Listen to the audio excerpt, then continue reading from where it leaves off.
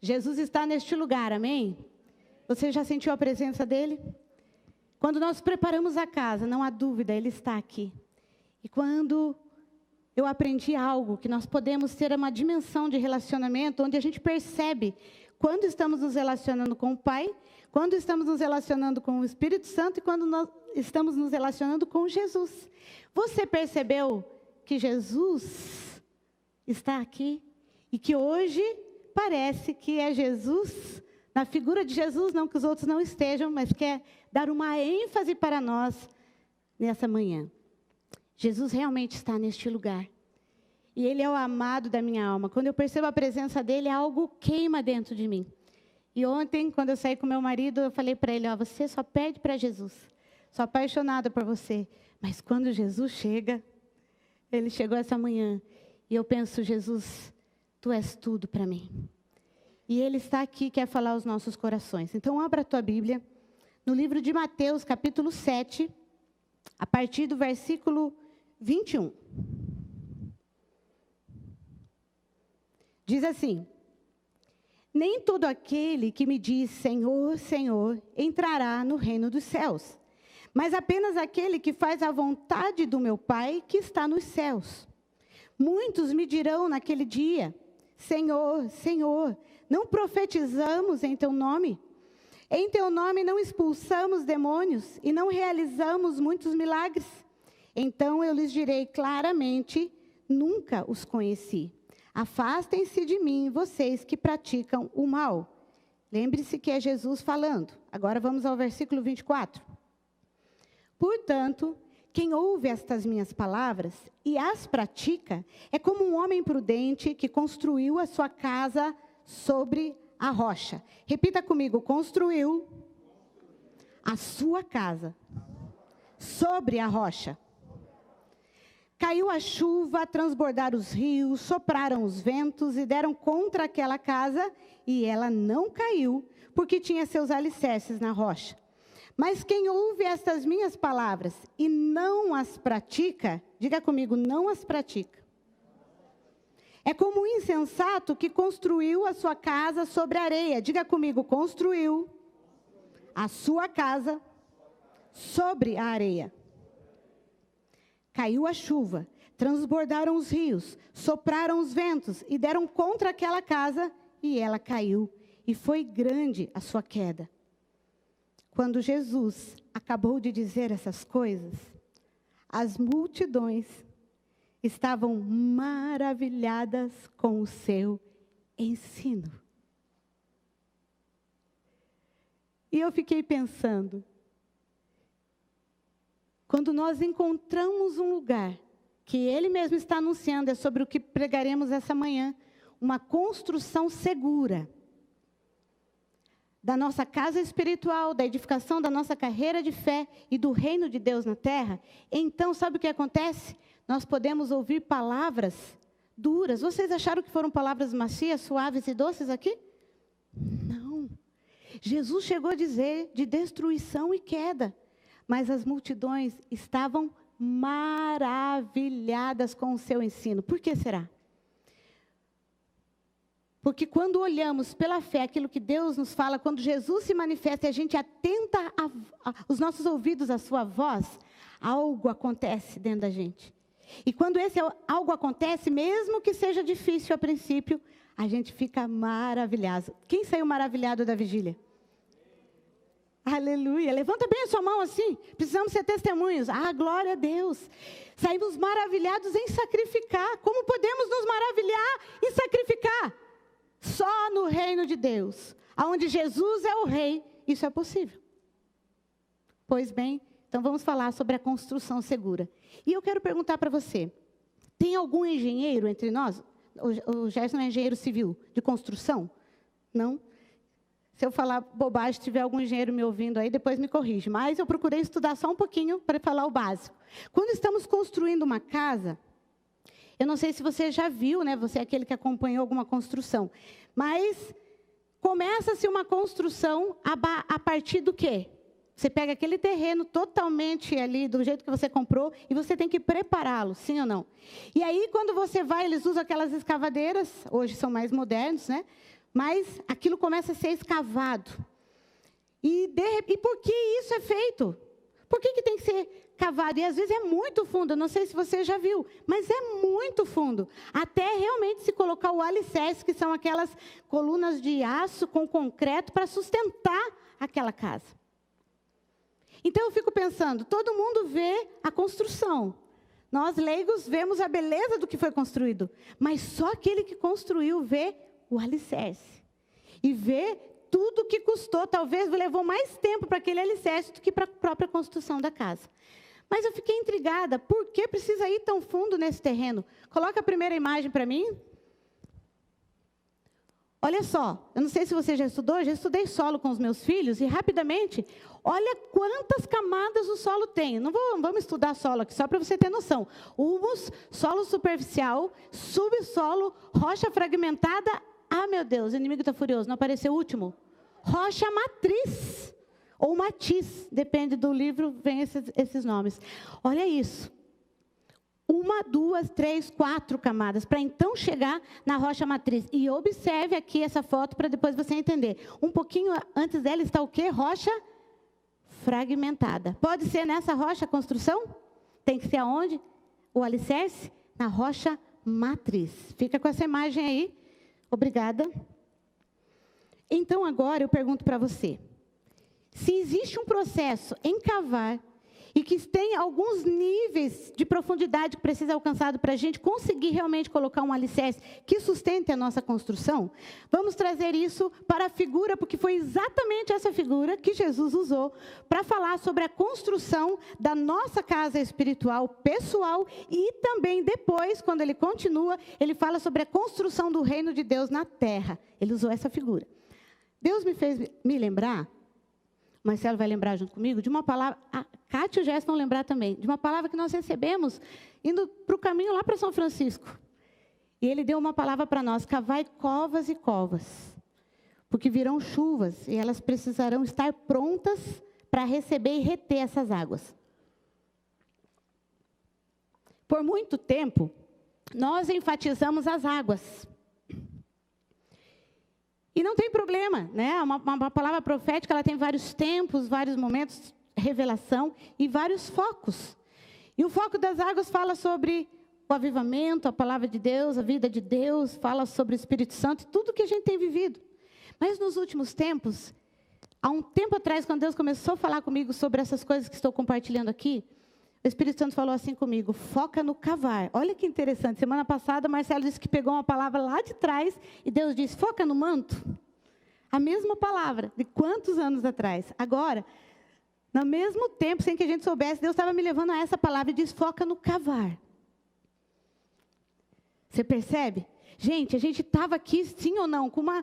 Não era nem era chuvinha, era tempestade. A tal ponto que quinta-feira, depois da cela, veio chuva quando a gente orou pelas águas. Estávamos vivendo aqui um tempo de muitas águas de Deus, profeticamente, na comunidade AME. Chega na vigília, Deus fala o quê? Foca no sacrifício. Em outras palavras, não percam de vista que o que traz as águas, que o que traz o fogo é o sacrifício. Se vocês focarem apenas em um e não focarem no outro, vocês podem perder o que eu estou fazendo. Da mesma forma, Deus agora falou: foquem no cavar. Se vocês querem ter uma construção realmente inabalável com esse tema que Deus nos deu esse ano, foquem no cavar. E quando eu olhei para isso, eu falei: Espírito Santo, cavar, lê-se também escavar na linguagem técnica aí dos engenheiros. Deus então me colocou a percepção de que para que nós pudéssemos ter sustentabilidade, maturidade, para o nível de construção que Deus quer que tenhamos como pessoas, indivíduo, na construção da nossa vida espiritual em Deus, mas também como corpo, como igreja, para termos sustentabilidade para viver as coisas que Deus tem para nós pela frente, e também como reino de Deus, igreja de Cristo na terra, para podermos ser os grandes mensageiros e avivalistas desta geração, para o que Deus quer fazer nas nações. Quem crê comigo? Então não é coisa pouca. Jesus, quando estava falando aqui, estava falando para homens, 12. Mais a multidão, mas 12 ele tinha escolhido e dito: vocês são uns caras que eu estou contando para deixar aqui e continuar a obra que eu paguei com a vida para iniciar. Você tem noção do projeto para o qual Deus te chamou, amado? Olha para a pessoa que está do teu lado, tem uma mais pertinho agora, e diga assim: você tem noção de quem você é? Você é um edificador, não só de uma vida espiritual pessoal, você é um edificador do reino de Deus na terra. Uau! Quando eu olho para isso, eu me sinto poderosa em Deus. E você? Não é pecado, amado. Quem se sente poderoso em Deus aqui? Você vai ver como essa palavra vai terminar. Ai, eu não posso terminar ainda. Vamos lá, vamos voltar para o começo. Estamos na construção. Aí meu entendimento foi, então, Deus nos anunciando, eu quero que vocês tenham uma construção segura, inabalável, sobre a rocha, sobre o solo, lá profundo, onde tem uma rocha matriz. E daqui a pouco nós vamos ver e falar sobre essa rocha. Mas Deus me disse assim: mas antes de vocês realmente terem convicção que vocês estão sobre a rocha, com uma convicção inabalável, precisa enfrentar o processo da desconstrução. Diga comigo: desconstrução. Inclusive, essa palavra se tornou técnica na psicoterapia e também até nas linguagens hoje científicas, mas ela não existia. Assim, Jesus já falava. Ei, ciência, em filosofias humanas, Jesus apresentou a maior técnica usada atualmente para se ter uma construção de uma personalidade forte. Olha isso. Nada é novidade, é a palavra de Deus. Então Deus está falando assim, mas primeiro vocês precisam enfrentar a desconstrução. É o primeiro passo. Por isso que aquele solo tem que ser escavado, por dias, com muito trabalho, com muita gente trabalhando, até que se chegue lá na rocha. E será que não é isso que temos vivido há algum tempo? Quem está se sentindo sendo desconstruído aí há algum tempo já? Ergue bem a mão, amado. Isso aí, dá uma olhadinha do lado, você pode olhar. Pode, né? Você está dando testemunho, ergue bem a mão. Olha para o lado, para você ver que você não está sozinho. Olha quanta gente está se sentindo desconstruído. Ou seja, aquilo que parecia o ser, Deus está começando a desfazer. Não é bem assim. Parece que não é bem desse jeito. Eu achava que era, mas não sou. Eu achava que eu não era, mas eu sou. Olha que coisa doida e linda que começa a acontecer. Mas ela é fácil? Não é. Não vamos enganar. O Evangelho e Jesus nunca nos enganou. Quem lida com engano é Satanás. Jesus sempre falou a verdade. Ele é a verdade. E ele disse que teria um processo de desconstrução aqui. Então, para a gente poder chegar naquele lugar, a gente precisa enfrentar isso. E será que tem alguma coisa a ver, essa desconstrução, esse escavar, com aquilo que Deus nos sinalizou esse ano? Você pode colocar a imagem agora do nosso tema do ano, por favor? Você já parou para pensar nessa imagem? Você é aquele que observa ou não é muito observador? Observe bem agora, antes de eu falar enquanto eu tomo água. Observe bem essa imagem.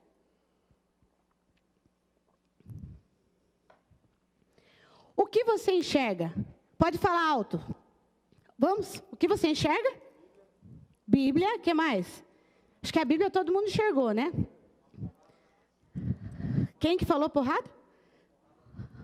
Pode falar, meu irmão, é isso aí. Uma porrada, um soco. Olha que interessante. E o que está acontecendo dos lados?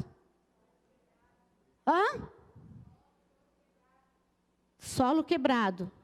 Irmãs, já está na revelação. Estão enxergando ali, ali são pedras, sim. Mas eu não tinha essa palavra ainda, ok? Inclusive, foi uma visão profética misturada com umas coisas que Deus falou com o Marcelo, falou comigo. Sabe, uma mistura tudo, daí dá para quem faz a arte, que eu tenho até dó deles, né? Tipo assim, interpreta a nossa revelação e põe no papel. E saiu assim. E aí, eu olhei para isso de novo hoje e falei, uau. Agora, amados, você acredita que essa mão, eu imagino, não sei por que eu olho e eu vejo a mão do meu marido. Mas eu nunca levei um soco dele. Pensa 2 metros, eu brincava quando eu conheci ele, que todo mundo olhava e tinha medo. E eu tinha vontade de ficar tipo um gatinho assim no urso, né?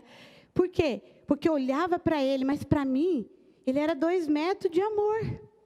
Aquelas mãos não eram para me bater, eram para me abraçar, para me dar segurança. Então, quando eu olho para essa mão, num momento, hoje, com a revelação que eu tenho, eu não sinto medo. E quando eu olho e penso que é a mão do papai, eu penso, uma mão do papai, quando faz assim, sai da frente, sim ou não? Papai está chegando com tudo, e quantas vezes eu senti isso? Pode ir, menina, pode subir aí, O cara está aqui. É por isso que você acha que eu sou valente, porque eu sou enorme, eu sou tão pequenininha. E eu sou frágil. Muita gente não acredita, mas eu sou muito frágil. Mas essa força que eu descobri no meu Pai me fez o que eu tenho me tornado. E aí, quando eu olhei para tudo isso, eu olhei, uau, Senhor, existe uma desconstrução. Pelo poder de Deus, pela força de uma paternidade real, que desconstrói para construir. E Ele nos impacta pela força da sua palavra, mas precisa primeiro haver a desconstrução. Então quer dizer que maturidade, amadurecer, é ter sustentabilidade na nossa fé? E significa que para podermos sustentar o que é, temos que desconstruir o que não é? Sim. E precisamos ser corajosos para isso, amado. Eu vi o meu filho amadurecendo, o filho Lucas, quando ele teve que enfrentar o teste, que só ele enfrentou, nós não, aquele que todo mundo estava falando tanto do teste. Quando ele olhou para mim, não, mãe, é preciso, eu vou. Eu vi, meu filho cresceu. Ele vai enfrentar esse exame por amor a nós. Ele nem estava com sintomas. E pelos avós e pelos tios. Então, a maturidade diz, quando eu enfrento algo, não é que eu não tenho medo. Mas é quando eu estou disposto a enfrentar, para amadurecer, para entrar num novo nível, uma nova realidade. E é isso que Deus quer para todos nós, amém? Você crê que papai quer essa maturidade em amor para você? Por isso o processo da desconstrução? E é aqui, nessa desconstrução, que todos os outros tipos de solo, como vimos lá no início, eles são retirados da nossa vida. Vai sendo escavado, vai sendo retirado, vai sendo desconstruído, para que a gente chegue na rocha matriz. Mas sabe o que acontece? O alicerce, ele precisa estar na rocha. Mas no processo da desconstrução, a primeira rocha que é encontrada é a fragmentada. E Deus me fez lembrar de uma coisa. Existem 2 tipos de rochas. A palavra de Deus nos fala de 2 tipos, 2 exemplos no reino espiritual, usando o mesmo material rochoso da natureza. A Bíblia fala de fortalezas e a Bíblia fala da pedra angular. Fala de fortalezas e sofismas como sendo construções malignas na nossa mente. E fala da pedra angular, que é Jesus, como sendo aquele que vem para construir o reino dele em nós. Amém? Está comigo? Então eu quero que você abra agora em 2 Coríntios, capítulo 10, versículo 1 a 6, onde nós vamos ler sobre isso. Para que você veja que não sou eu, mas é o Senhor falando conosco. Diz assim... Olha que interessante, não foi premeditado, 2 Coríntios, 10, a partir do versículo 1. Não foi premeditado da minha parte, tudo é o Senhor. Mas eu tinha conhecimento de causa, quando eu li, percebi. Olha aqui, eu, Paulo, quem está escrevendo aqui? Paulo. Lembra de um tempos atrás a gente dizendo que temos uma personalidade aqui muito forte como igreja de Pedro, mas que Deus também queria nos batizar com esse lado da personalidade convicta de Paulo? Olha que interessante, hoje Deus vai nos falar através dele, nessa construção. Ele fala assim, ele vai nos falar sobre essa questão das fortalezas, ok? Mas antes disso ele começa a introduzir assim, eu, Paulo, pela mansidão e pela bondade de Cristo. Aqui parece que ele estava dando pão, né? Preparando. Eu, Paulo, pela mansidão e bondade de Cristo, apelo para vocês. Eu, que sou humilde quando estou face a face com vocês. O humilde está entre aspas, porque quer dizer uma vertente assim, mais pacífico, mais manso, nesse sentido. Quando estou face a face com vocês. Mais audaz quando ausente, mais duro. Mais rígido, eu preciso ser mais firme com vocês quando eu estou um pouco mais ausente. Lembram que eu falei no café com a pastora, que os apóstolos viajavam e cuidavam e discipulavam as igrejas com as cartas. Então, ele estava falando sobre isso. Quando eu estou fora, eu preciso ser um pouco mais forte com vocês, mais veemente, porque vocês precisam de alimento sólido para crescer.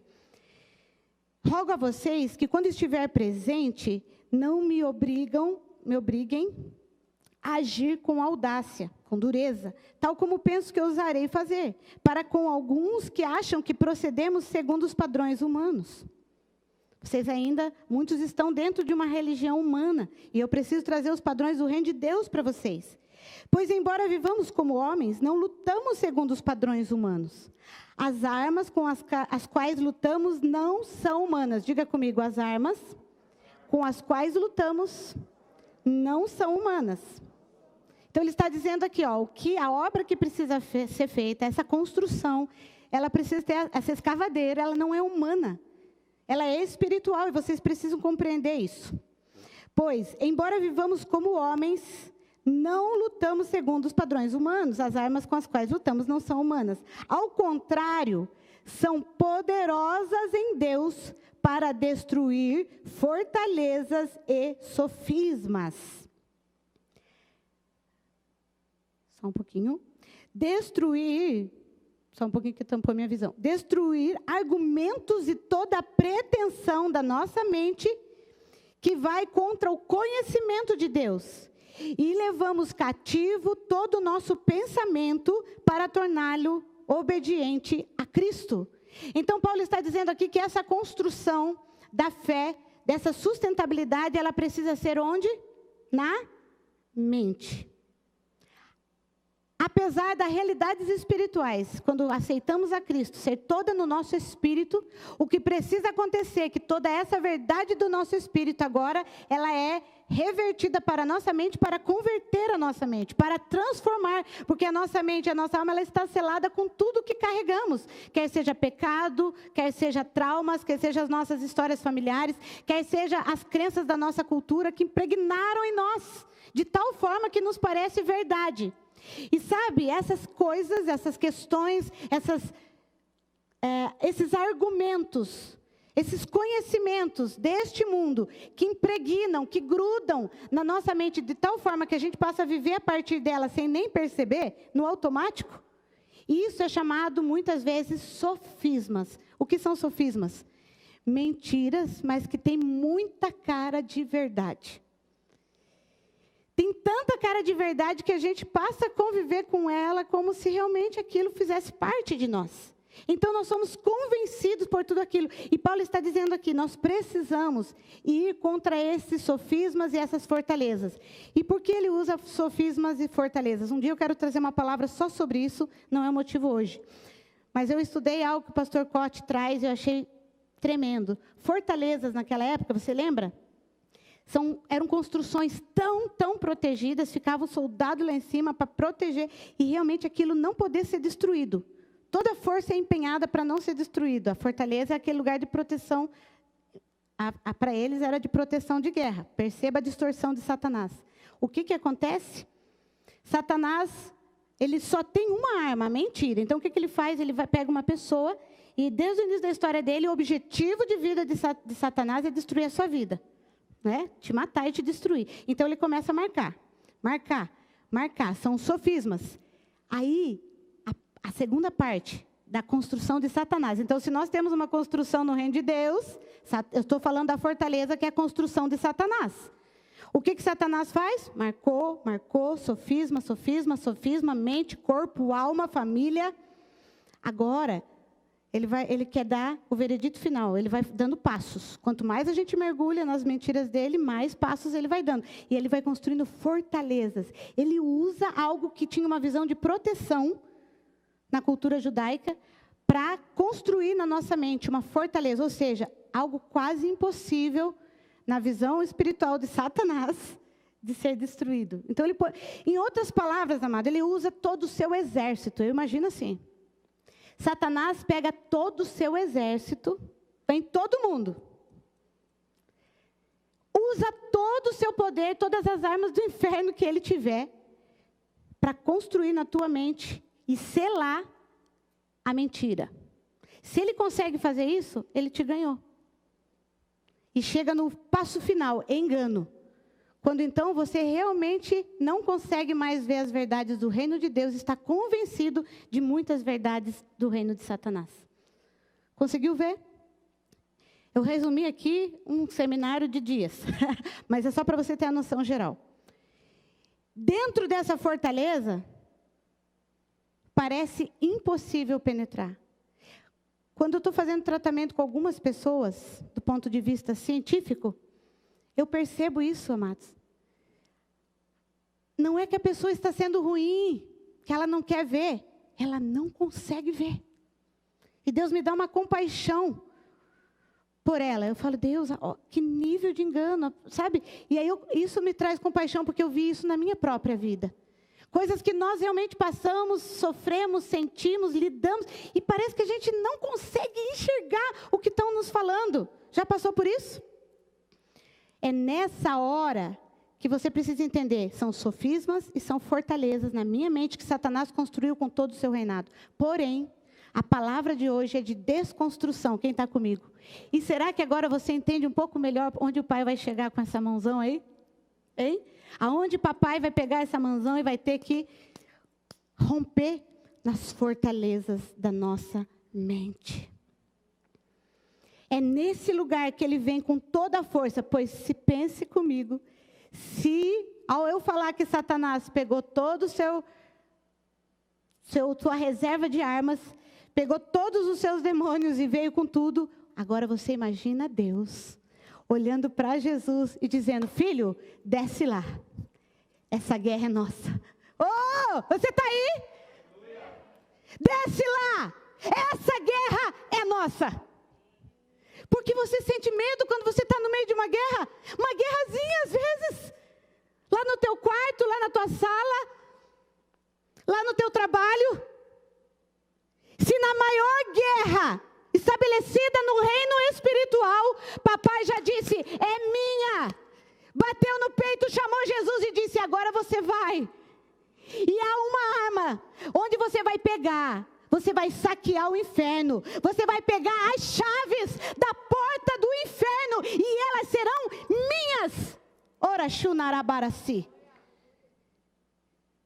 Então, quando olhamos e estudamos o mundo espiritual maligno, nós precisamos imediatamente ter a consciência do reino espiritual que Deus tem estabelecido. Mas por que ainda então o medo nos domina? Porque essa fortaleza ainda não foi destruída na sua mente. E aonde a fé não entrar, o medo permanece. Se Jesus já desceu, quando a gente estava cantando, deixa o céu descer. Na hora o Espírito Santo falou assim para mim, cante assim, deixo o céu descer. Quem tem que deixar sou eu, porque ele já deixou faz tempo. Emanuel, Deus conosco, o céu já desceu. Aleluia. Agora eu preciso, com a chave e a autoridade que ele me deu sobre a terra, decidir pela fé. Eu deixo você fazer o que tem que fazer, Deus. Eu permito, Deus precisa da minha permissão, então, sim, porque Ele escolheu. Não porque eu mando em Deus, mas porque eu tenho livre-arbítrio. E eu vou permitir ou não o quanto Ele vai fazer.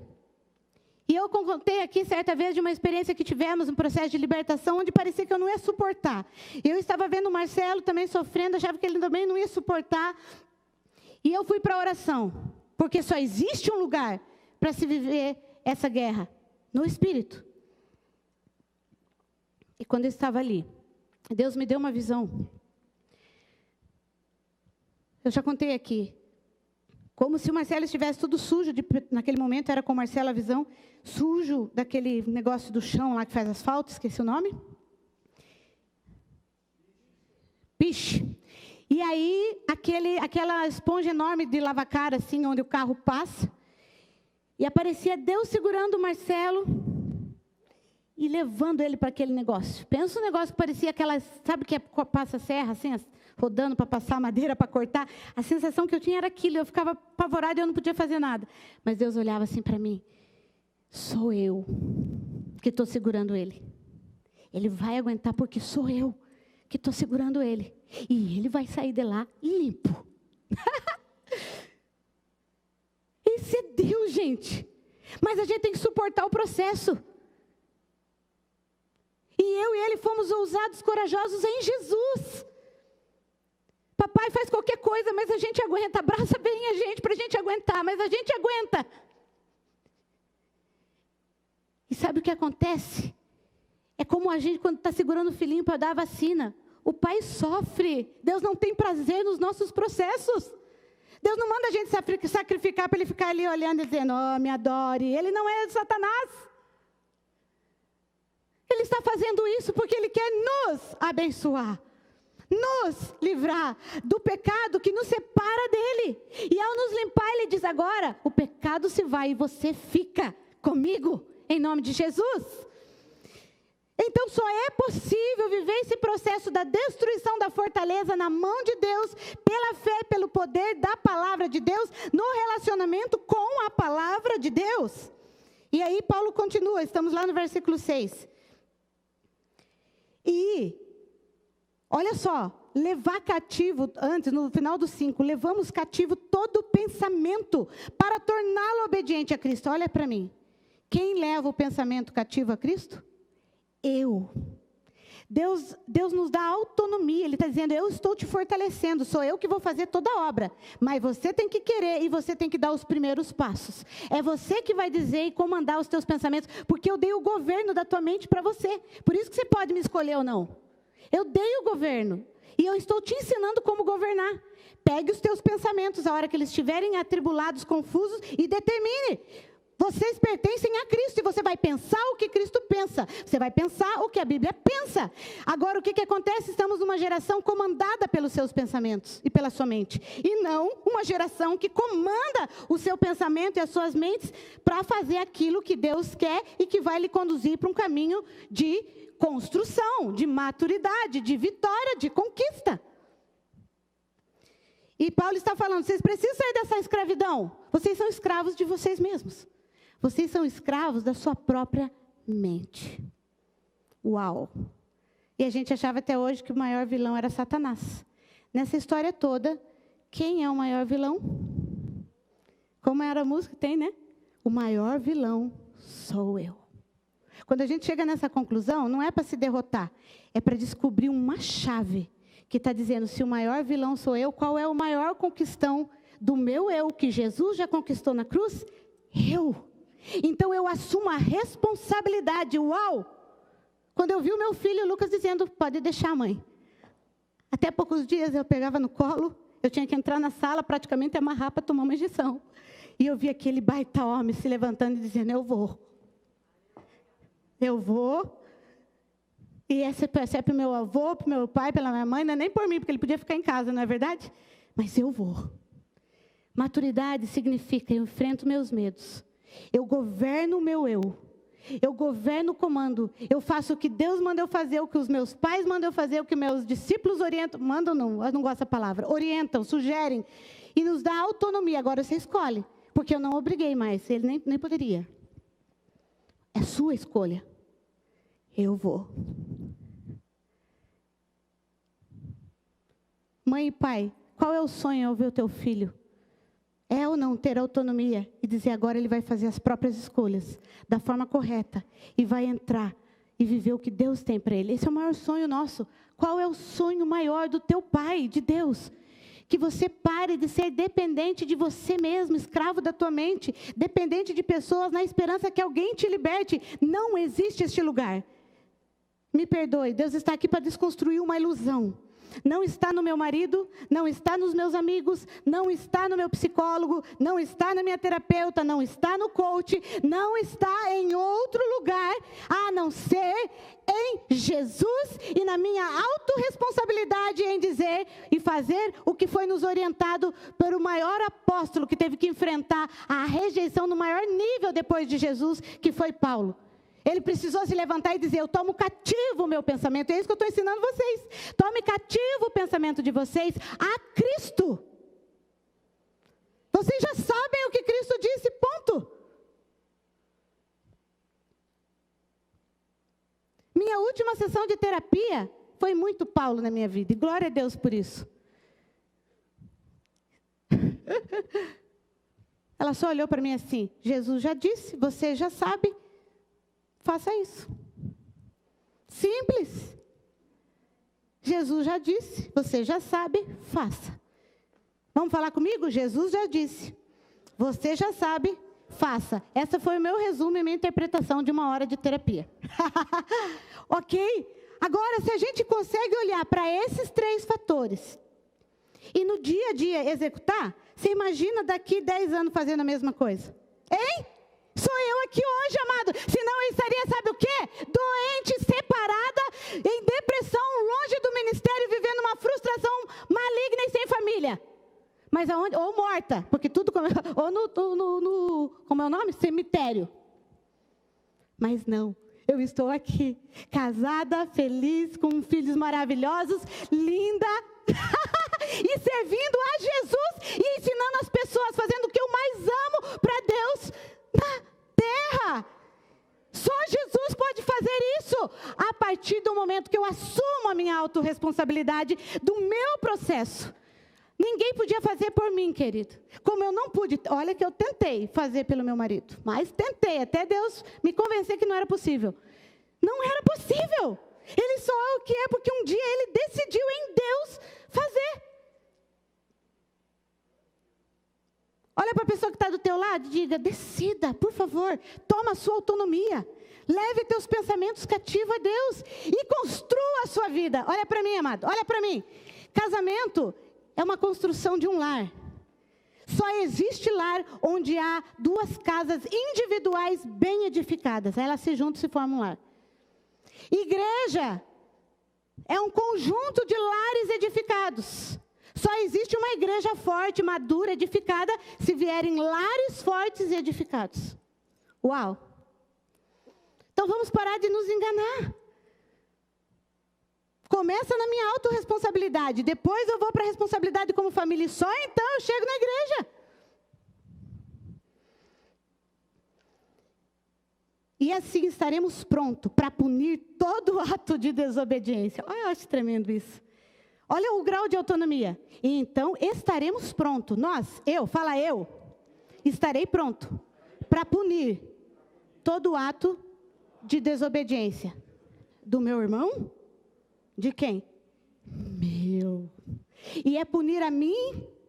É autopunição, ficar sofrendo, no perfeccionismo, se torturando? É isso que está falando? Está atos de desobediência. Você sabe quem você é e quem você não é. Então hoje, quando eu me iro, eu falo, isso aqui não sou eu. É um ato de desobediência. Deus, me perdoe. E eu de novo escravizo, porque já está na cruz, essa ira que tenazmente atenta a minha mente. Mas eu sou mansa, segundo Cristo. Eu sou cheia de graça, essa é minha identidade. Então eu não fico sofrendo, porque eu puni o ato de obediência, ou de desobediência, e me abençoei na minha identidade em Jesus. Uau, isso é revelador. Isso nos liberta do perfeccionismo religioso. Vocês observam apenas as aparências das coisas. Ele está falando, para de olhar a aparência, irmão. Olha a construção, olha o alicerce. Se alguém está convencido de que pertence a Cristo, deveria considerar novamente consigo mesmo. Com quem? Consigo mesmo. Que assim como ele, nós também pertencemos a Cristo. Pois mesmo que eu tenha me orgulhado um pouco mais da autoridade que o Senhor nos deu, não me envergonho disso. E aqui essa palavra orgulhado não é aquele orgulho de prepotência, pecado que nós pregamos. Em outras traduções fala esse autorreconhecimento, essa autoconfiança. Lembra que nós falamos que Paulo tinha isso sem ter a soberba? Ele está dizendo aqui, eu tenho mesmo. Eu sei mesmo quem eu sou. Porque eu tive que desconstruir quem eu não era. E agora eu sei quem eu sou. E por isso mesmo eu não me envergonho disso. Essa autoridade foi dada a mim para falar isso para vocês. Porque às vezes Satanás quer te confundir, amado. Você comete um erro na tua família, passa 15 dias sem chamar a atenção dos teus filhos. Isso desestrutura qualquer um, é o que o diabo faz. Sabe o que ele quer que você faça? Errou, errou. Pai erra também, mãe erra. Pede perdão, se restitui. Amanhã disciplina seu filho também. Você tem autoridade resgatada nele. Não é um merecimento que a gente busca. Não temos a pretensão de nos igualar ou de nos comparar. Ok, vamos só aqui e voltemos lá. Então, quando olhamos para esse texto, nós vemos que essa desconstrução é real e necessária. E aí, então, em segundo ponto, prometo que um outro dia nós falamos mais sobre isso. Mas, por último, segundo e última coisa, depois de vivermos essa desconstrução das fortalezas na mente e dos sofismas, o que começa, então, a acontecer? A construção. E, amados, aqui não necessariamente esse 1 e 2 é para tornar didático, mas não significa que um está acontecendo isoladamente, só depois o outro acontece. Não, eles acontecem simultâneo no reino de Deus. Eternidade é um tempo que não tem começo, meio e fim. Então, eles são simultâneos. Enquanto somos desconstruídos, somos construídos, amém? Só usei uma figura humana para a gente compreender. Agora, então, vem a construção sobre a pedra angular. Olha o que diz Salmo 118, 22. Deixa eu achar aqui.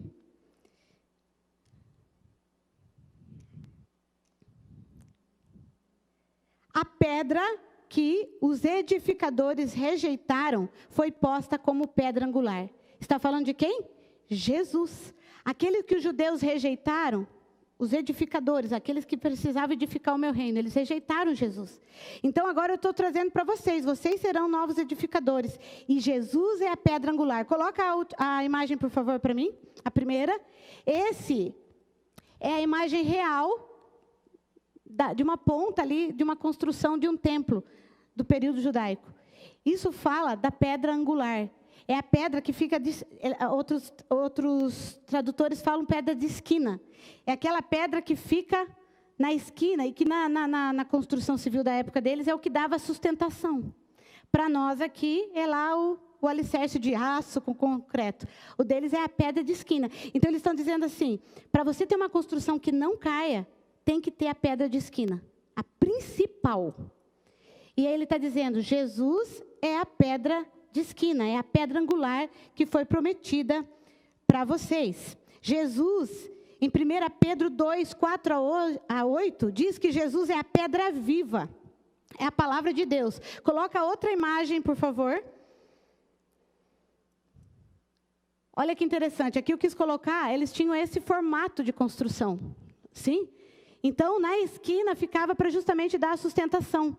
E quando diz que Jesus é a pedra angular, é aquela pedra de esquina. Agora eu pergunto para vocês, cenas do próximo capítulo, que não será a palavra de hoje.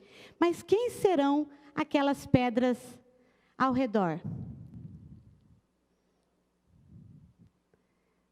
Vocês lembram de Jesus falar alguma coisa semelhante aos discípulos? Nós veremos a cena, mas as próximas pedras de edificação somos nós. Por isso, quando Jesus olhou lá para Pedro, tu és Pedro, e sobre esta pedra, só que esta pedra não era Pedro, era o que Pedro tinha falado. Jesus, Cristo, Filho de Deus, não é, que trouxe a revelação de quem Jesus era. Era sobre a verdade de Jesus que seria construído o reino de Deus. Mas aí Jesus olha para Pedro e diz, e sobre você edificarei a minha igreja. E muitos intérpretes e comentaristas da Bíblia dizem que aquela primeira camada ali é como se fossem os discípulos, né? E a sustentação ali, Jesus estava querendo dizer, está começando com você, Pedro. Você é a primeira pedra. Eu sou a pedra angular. Nunca, sem mim, destrói tudo, desmorona o meu reino. Mas você vai ser a sustentação, e os outros virão. E uma grande construção do meu reino na terra será edificado. Amém? Você crê nisso? A questão é, como isso pode acontecer após essa destruição? E eu quero terminar lendo Hebreus 4:12. Vai lá comigo, Hebreus 4:12.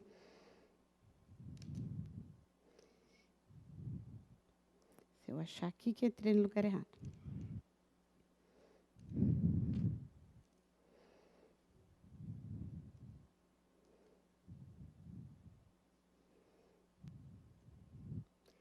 Pois a palavra de Deus é viva e eficaz. É mais afiada que qualquer espada de 2 gumes. Ela penetra até o ponto de dividir alma e espírito. Diga, dividir alma e espírito. Juntas e medulas. Julga os pensamentos e as intenções do coração. Sabe o que ele está falando? A arma que você precisa, a espada que você precisa para essa construção, para essa edificação, e para agora você construir aonde foi desconstruído, é a minha palavra. Na minha palavra agora, porque de repente você vivia uma mentira. Por exemplo, a própria mentira. Tem gente que mente tanto que até ele acredita na mentira. Por quê? E por mais que você fale, ele continua insistindo. Porque para ele aquele se tornou sofisma, uma verdade.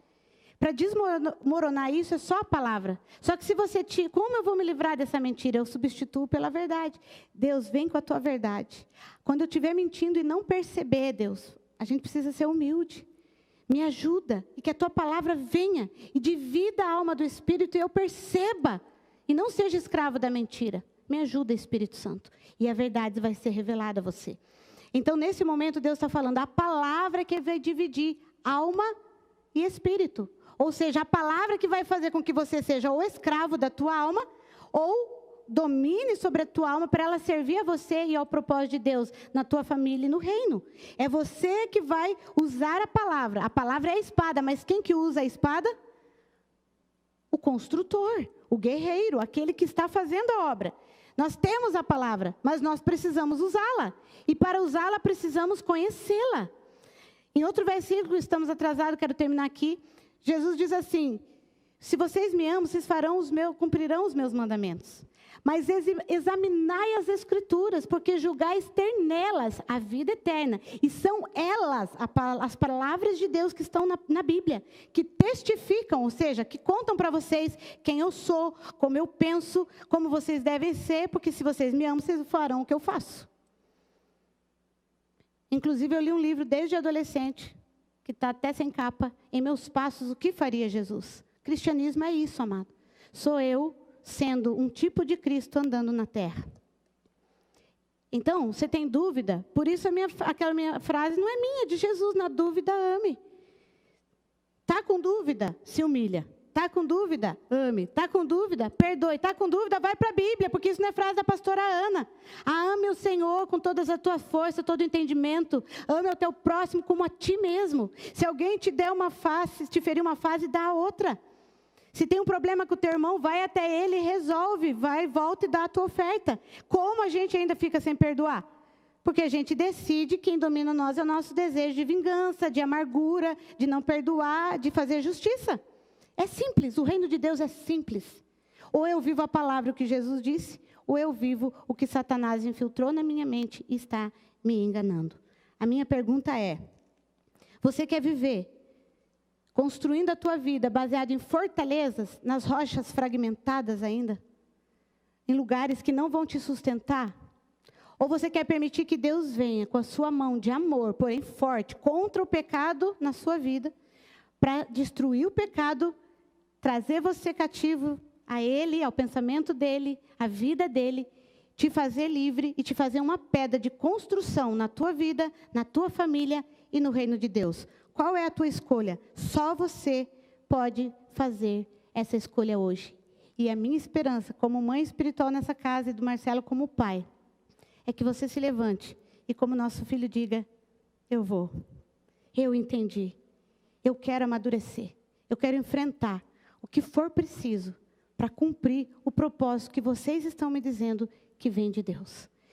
Você quer essa verdade? Se coloque em pé onde você está. E eu creio que é só em Jesus, que papai pode fazer isso em nós. E eu queria que com muita responsabilidade, agora você olhasse para você mesmo, mas não sozinho. Esses dias eu falei para alguém, amado, que se a gente tentar fazer qualquer coisa de autoconhecimento sozinho, sem levar o Espírito junto lá para dentro de nós, a gente perece. Nós precisamos levar o Espírito Santo, porque o salmista diz: sonda-me, Senhor. Vê se há em mim algum caminho mau. Me desconstrói. E leva-me pelo caminho eterno. Me constrói. Olha para Jesus agora. Ele está à mesa. Será que podemos cantar essa canção? Não sei se você tinha pensado. Ele está à mesa. Talvez você anda um pouco enganado como os discípulos de Emaús, pelos enganos e fortalezas na sua mente. Eu já andei várias vezes, amados, e tem dias que eu me pego ainda em enganos. Fica tranquilo, é um processo para a vida.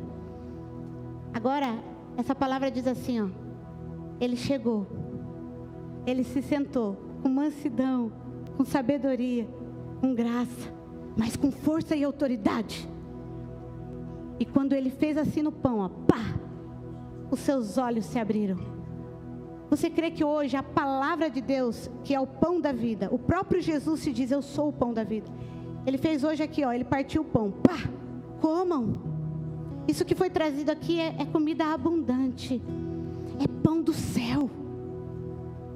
E ele está dizendo, agora eu estou dando para vocês. E os seus olhos podem se abrir para ver coisas que vocês não enxergavam. E para caminhar num novo nível de vida e de maturidade que vocês mesmos tanto querem. Comam, filhos. Comam dessa palavra. Que deixa ela dividir alma de espírito. Há uma brisa suave. Há um manto de Cristo hoje nesse lugar aqui, amado. Ele quer te envolver. Você consegue se sentir sozinho aí, só você e Ele. Fecha os seus olhos para você se isolar de toda circunstância externa. Só você. Agora, neste momento, não pense na tua esposa, no teu marido, não pense na vizinha, não pense no filho, na filha. Pense em você com Jesus. A primeira edificação, ela é pessoal.